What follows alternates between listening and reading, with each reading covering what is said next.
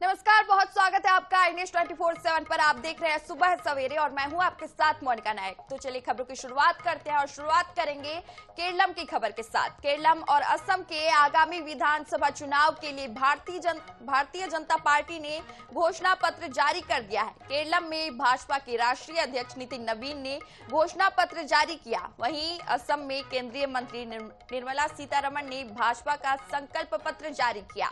दोनों ही राज्यों के घोषणा पत्र में भाजपा ने महिलाओं को लुभाने की कोशिश की। वहीं बिहार छत्तीसगढ़ की तरह हर महीने पैसा देने की बात कही है। असम के घोषणा पत्र में 31 प्रमुख वादों को शामिल किया गया है, जिसमें यूसीसी लागू करने और कथित लव जिहाद के खिलाफ कड़े कदम उठाने का वादा किया है। साथ ही अगले 5 वर्षों में 2 लाख नई नौकरियां देने का भी वादा किया है। वहीं केरलम के चुनावी घोषणा पत्र में केरल में एक एम्स स्थापित करने, तिरुवनंतपुरम और कोझिकोड में मेट्रो रेल परियोजनाएं शुरू करने और तिरुवनंतपुरम से कन्नूर तक एक हाई स्पीड कॉरिडोर लागू करने का वादा किया गया है। आश्वासनों के गरीब परिवारों के लिए सालाना 2 मुफ्त एलपीजी सिलेंडर, हर महीने प्रति घर 20,000 लीटर मुफ्त पीने का पानी और पेंशन को बढ़ाकर 3,000 रुपए करना शामिल है।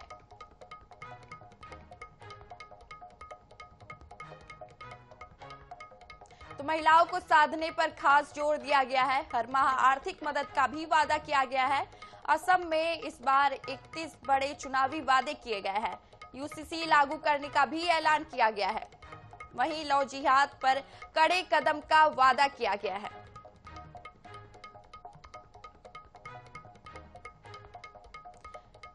मेट्रो और हाई स्पीड कॉरिडोर की योजना भी लागू किए जाएंगे।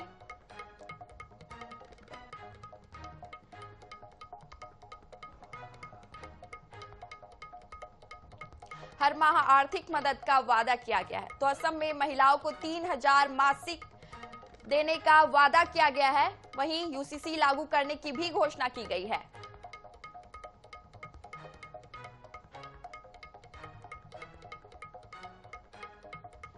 वहीं बिहार के नालंदा जिले में मंगलवार सुबह शीतला माता मंदिर में भगदड़ मचने से 9 लोगों की मौत हो गई।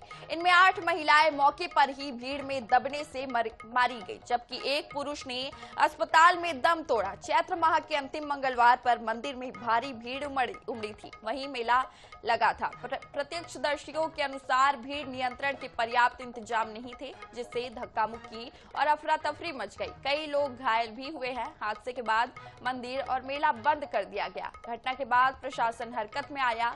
एसएचओ को निलंबित किया गया और जांच के आदेश दिए गए। सरकार ने मृतकों के आश्रितों को 6 लाख रुपए मुआवजा देने की घोषणा की है। वहीं केंद्र सरकार ने 2 लाख के मुआवजे की घोषणा की है। बता दें कि आज नालंदा यूनिवर्सिटी के दीक्षांत समारोह में राष्ट्रपति शामिल हुई। उनकी सुरक्षा में 8 जिलों के 2500 जवानों को लगाया गया था, जबकि मंदिर में जुटी 25,000 की भीड़ के लिए एक भी पुलिस वालों को तैनात नहीं किया गया था।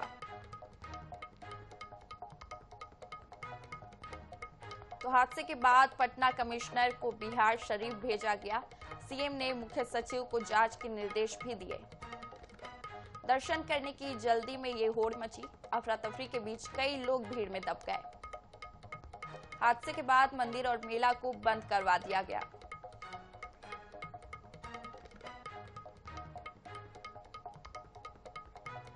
छत्तीसगढ़ एक ऐसा प्रदेश था जो लंबे समय तक नक्सलवाद की आग में झुलसता रहा, लेकिन आज कहानी बदल गई है।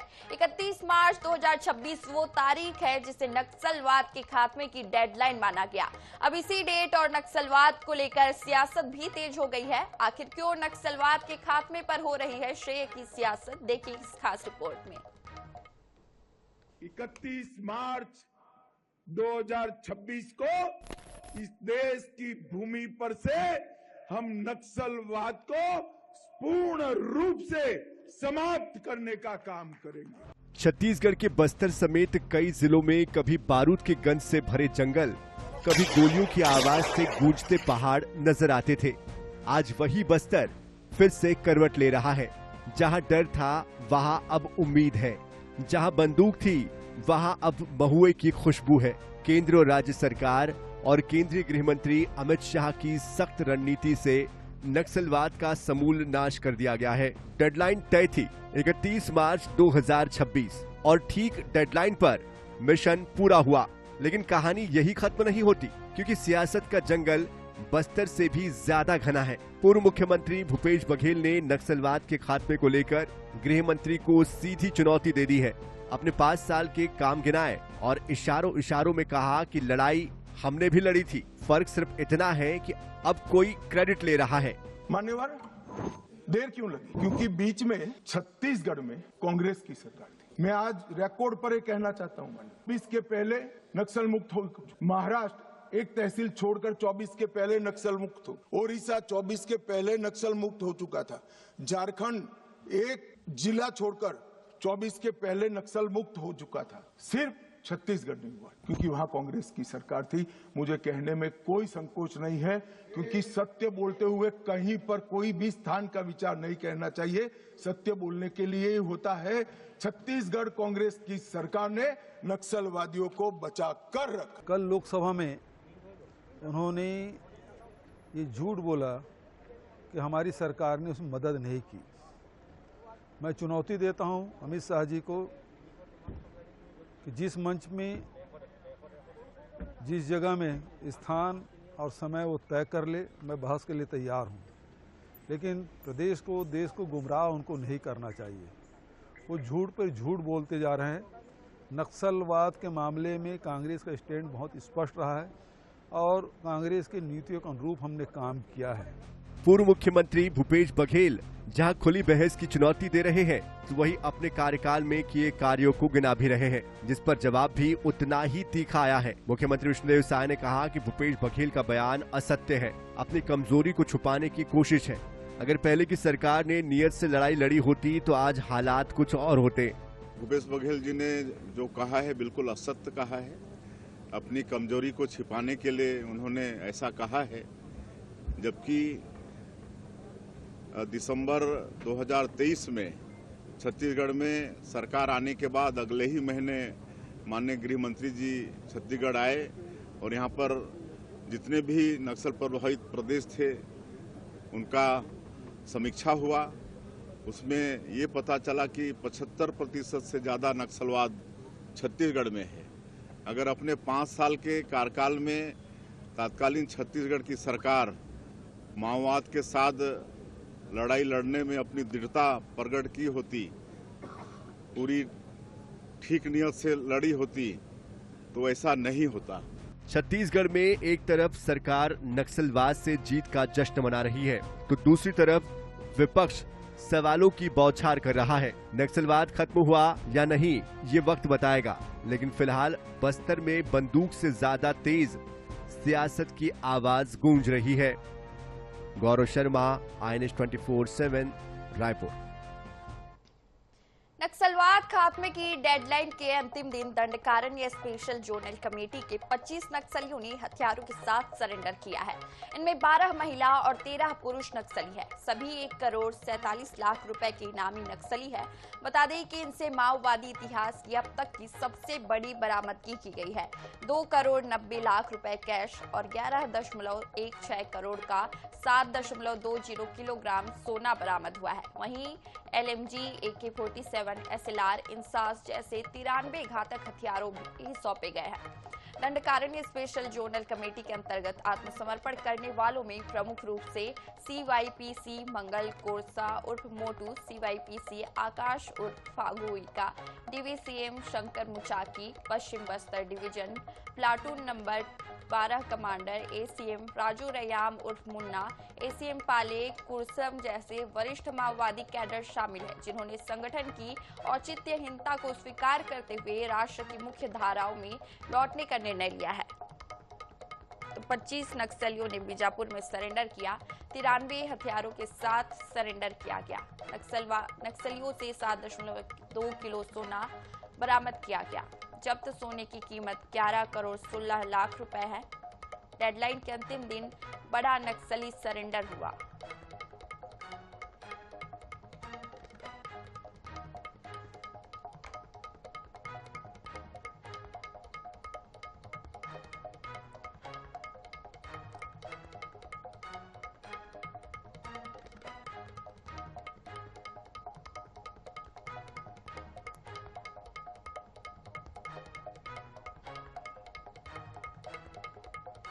भोपाल के कई संस्थाओं को बम से उड़ाने की झूठी धमकी भरे मेल भेजने वाला आरोपी अब तक गिरफ्त नहीं हो सका। इस बीच कर्नाटक से दिल्ली एसटीएफ से एक ऐसे आरोपों को गिरफ्तार किया जिसने देश भर में करीब 1100 से ज्यादा ऐसे धमकी भरे मेल भेजे।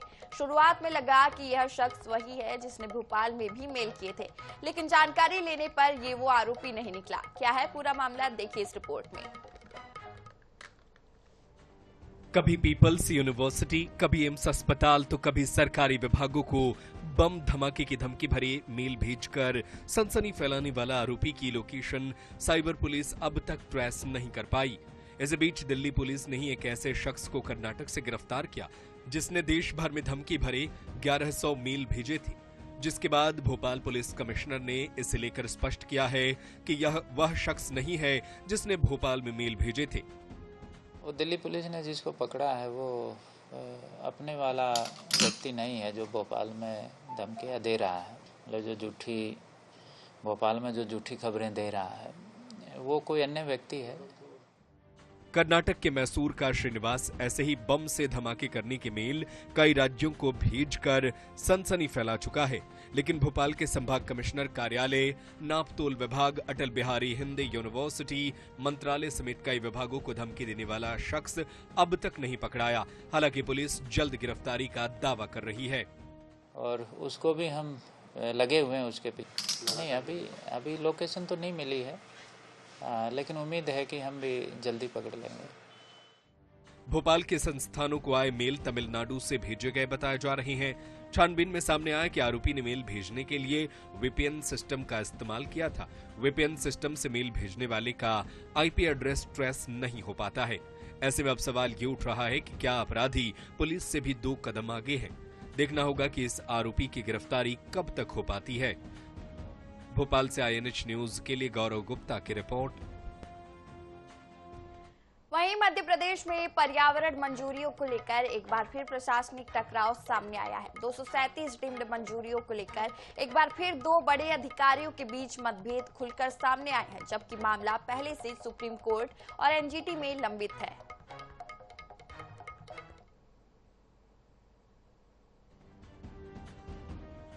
पर्यावरण विभाग के एसीएस अशोक वर्णवाल ने 27 मार्च को एक पत्र जारी कर साल 2025 में दी गई 237 डिम्ड मंजूरियों को सही ठहराने की कोशिश की है। उन्होंने निर्देश दिए हैं कि इन मामलों को सामान्य परियोजनाओं की तरह टर्म ऑफ रेफरेंस के साथ आगे बढ़ाया जाए, जिसके बाद सिया के चेयरमैन शिव नारायण चौहान ने इस आदेश को लेकर आपत्ति जता दी है। सिया चेयरमैन एसएनएस चौहान का कहना है कि मामला कोर्ट में लंबित होने के बावजूद ऐसे आदेश देना नियमों के खिलाफ है। उन्होंने पहले भी आरोप लगाए थे कि जानबूझकर बैठकों में देरी कर माइनिंग लॉबी को फायदा पहुंचाया गया है। 237 परियोजनाओं को 2025 में डिम्ड मंजूरी दी गई थी। सिया के 45 दिन में फैसला नहीं देने पर इन्हें स्वीकृति मिल गई थी। सिया चेयरमैन शिवनारायण ने बैठकें नहीं बुलाने के आरोप लगाए थे। शिवनारायण माइनिंग लॉबी को फायदा पहुंचाने का दावा किया गया था। तत्कालीन पर्यावरण पीएस नवनीत कोठारी का ट्रांसफर किया गया था। इस मामले में एनजीटी पहले ही सख्त टिप्पणी कर चुका है और केंद्र की फैक्ट फाइंडिंग कमेटी जांच में जुटी है। वहीं पन्ना की 9 खदानों की मंजूरी भी एनजीटी ने गलत बताते हुए रद्द की थी। ऐसे में अब नए आदेश से विवाद और गहरा गया है। अब फिलहाल इस मामले को लेकर सिया की तरफ से साफ तौर पर कहा गया है कि यह मामला कोर्ट में लंबित है और इस मामले में जो आदेश है उसका कोई औचित्य नहीं बनता है, क्योंकि फिलहाल इस पूरे मामले को लेकर जो है विवाद पर्यावरण विभाग और सिया के बीच में आज का ही लंबे समय का है। लेकिन फिलहाल अब ये जो आदेश जारी हुआ है इसके बाद सिया चेयरमैन का क्या कुछ कहना है, वो सिया के चेयरमैन का साफ तौर पर कहना है कि इस तरह के आदेश का कोई औचित्य नहीं है और जब मामला सबसे बड़ी अदालत में अभी विचाराधीन है तो ऐसे में इस तरह के आदेश जारी करके कोर्ट की अवमानना की जा रही है। भोपाल से आईएनएच न्यूज के लिए कैमरामैन हरी के साथ गौरव गुप्ता।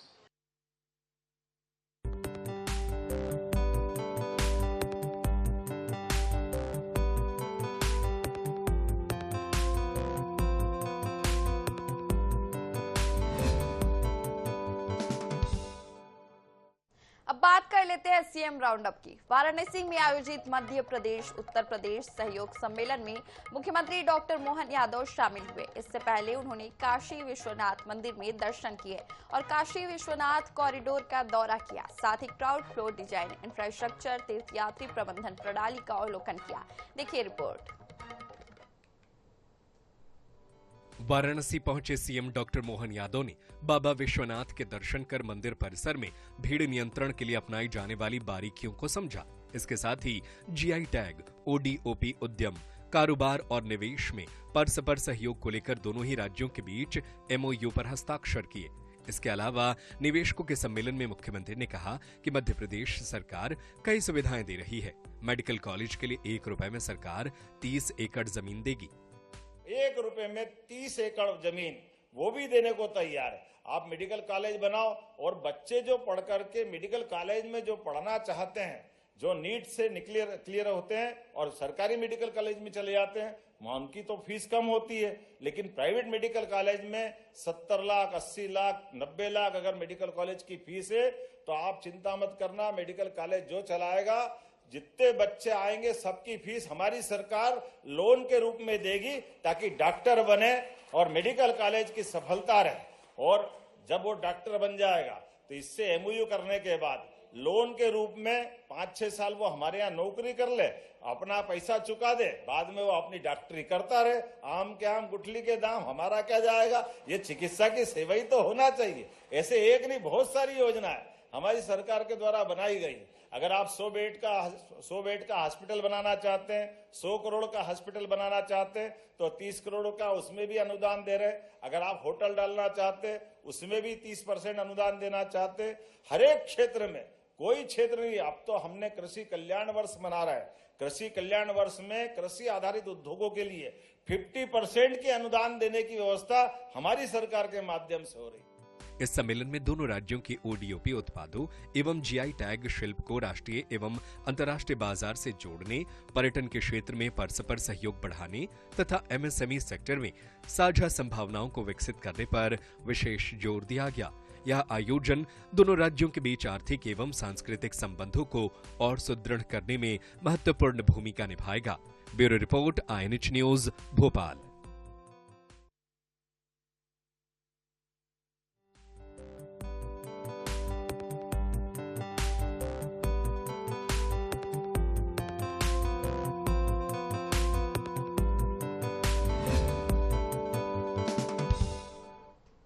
छत्तीसगढ़ का बस्तर नक्सलवाद से पूरी तरह से मुक्त हो गया है। अब यहाँ के विकास के लिए सरकार पूरी प्लानिंग के साथ काम कर रही है। पर्यटन और संस्कृति मंत्री राजेश अग्रवाल ने बस्तर से नक्सलवाद खत्म होने पर मुख्यमंत्री और प्रधानमंत्री के साथ केंद्रीय गृह मंत्री अमित शाह का आभार व्यक्त किया।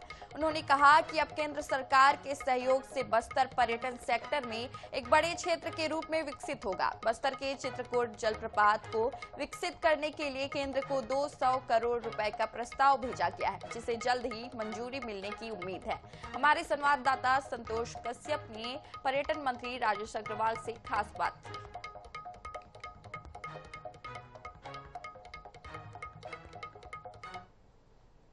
केंद्रीय गृह मंत्री अमित शाह ने एक डेट निर्धारित किया था नक्सलवाद को देश भर में समाप्त करने को लेकर। आज 31 मार्च है। आज का ही वो तारीख था जब पूरे देश से नक्सलवाद समाप्त हो रहे हैं। छत्तीसगढ़ में बस्तर में नक्सलवाद की समाप्ति की क्या स्थिति है, आखिरकार नक्सलवाद जब समाप्त होगा छत्तीसगढ़ से तो उस बस्तर का क्या होगा, तमाम चीज़ों को लेकर आज हम बात करने वाले हैं। पर्यटक मंत्री राजेश अग्रवाल जी हमारे साथ हैं। राजेश अग्रवाल जी, केंद्रीय गृह मंत्री ने एक डेडलाइन जारी किया था नक्सलवाद को समाप्त करने के लिए, आज वही तारीख है, क्या लग रहा है अब? देखिए, हम सब के लिए बहुत ही आज की जो तारीख है बहुत अच्छी खुशी की तारीख है। हमारे यशस्वी प्रधानमंत्री माननीय नरेंद्र मोदी जी के मार्गदर्शन में, यशस्वी केंद्रीय गृह मंत्री के दृढ़ संकल्प से ये अवसर आया है। आप खाली छत्तीसगढ़ का बस्तर ही नहीं, समूचे देश से नक्सलवाद की आज की लास्ट डेट थी और बस्तर का जो विकास रुका हुआ था नक्सलवाद की वजह से, हालांकि पिछले 2 साल में विष्णुदेव साय जी की सरकार ने काफ़ी काम किए वहाँ। पर्यटन के क्षेत्र में बस्तर में अपार संभावनाएं हैं और बस्तर के लिए 2-3 बड़े प्रोजेक्टों के मेरे को उम्मीद है कि अभी हमको केंद्र सरकार से स्वीकृति मिल जाएगी, जिसमें चित्रकूट का हमारा जो वाटरफॉल है, जो विश्व प्रसिद्ध वाटरफॉल है, हमारी बस्तर की आराध्य देवी दंतेश्वरी माई है, घुरमा राज जो वर्ल्ड फेमस एक गांव हुआ है, हमारी वहाँ की जो गुफाएं हैं, ऐसे तमाम पर्यटन के क्षेत्रों का विकास करेंगे। और निश्चित तो हमारे साथ संस्कृति मंत्री राजेश अग्रवाल थे। आज से नक्सल मुक्त जो छत्तीसगढ़ का बस्तर है, उसके साथ ही देश में जहाँ जहाँ भी नक्सलवाद थे वो तमाम जो क्षेत्र थे आज नक्सल मुक्त हो चुके हैं। मंत्री राजेश अग्रवाल थे, पर्यटक मंत्री हैं। उनका कहना है कि पर्यटक के साथ साथ शिक्षा और तमाम जो वहाँ पर विकास जो बस्तर को नई पहचान देगी वो अब वहाँ पर देखने को मिलेगा। संतोष कश्यप, INS 24x7 अंबिकापुर। तो इसी के साथ इस बुलेटिन में फिलहाल इतना ही। रुकते हैं एक छोटे से ब्रेक के लिए, जल्द लौटेंगे।